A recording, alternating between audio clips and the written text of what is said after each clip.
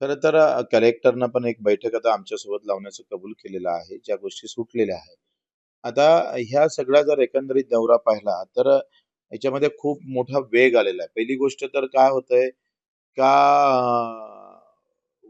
विद्युत विभागानं 22 गावचा प्रस्ताव पाठवल्यानंतर त्याला राज्य वनमंडळानं शिफारस केल्यावर तो एफ-सी-आयचा नवीन प्रस्ताव पाठवला पाहिजे होता. तो पाठवलाच नव्हता. आता तो लगेच 10 दिवसात तो प्रस्ताव तयार होऊन 22 गावचा लाईनचा प्रस्ताव मला वाटते राज्य सरकार मग केंद्राला जाणार आहे. हे मोठं फलित आहे या पदयात्रेचं, जे 22 गाव अंधारात होते. त्याच्यासोबतच मेडानं सुद्धा किमान एका गावाला 7 कोटी असं 22 ते 23 कोटीचा 52 कोटीचा प्रस्ताव थ्री फेज लाईनचा या 22 गावामध्ये ते पाठवणार आहे.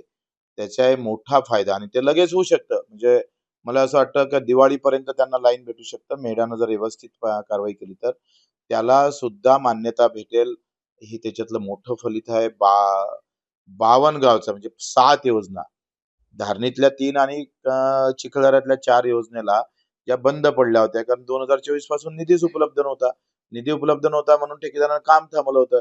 पण पदयात्रेच्या दणक्यानं अधिकाऱ्यांनी त्या प्रेशराईज केलं ठेकेदाराला का तुम्हाला काम करावं लागेल आणि ते काम सुरू झालं आणि त्यांनी लिहून दिलं का कोणत्या-कोणत्या योजना एप्रिलच्या आज सुरू होणार आहेत. त्यातल्या 4 योजना एप्रिल महिन्याच्या आज सुरू होणार आहे.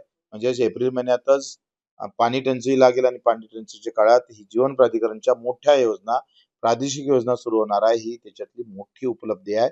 थांबलेली योजना सुरू झालेली आहे. ह्या ज्या लहान गोष्टी आपण पाहिल्या ट्रॅक्टरच्या संदर्भातले असेल, 50,000 परत त्या पोलिसांनी दिले.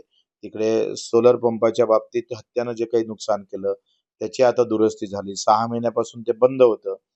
याचा अर्थ का ह्या यात्रेनं सगळं ढवळून निघालेलं आहे आणि आदिवासी शेतकरी शेतमजुरांचा आवाज मोठा करण्याचं काम, त्याच्यातलं जे काही भीतीचं वातावरण कमी करण्याचं काम या पदयात्रेनं निश्चितच केलं.